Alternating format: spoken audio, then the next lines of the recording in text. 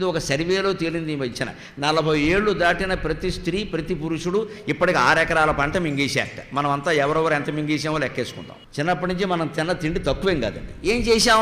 కొట్టుకు చచ్చాం. ఎందుకోసం? 1 గజం స్థలం కోసం అన్నగారితో కొట్టుకున్నాం. ఆడపడుచు ఇంటికి వచ్చినప్పుడు చీర పెట్టాలంటే భార్య అనుమతి కావాలి, అందుకోసం దెబ్బలాడుకున్నాం.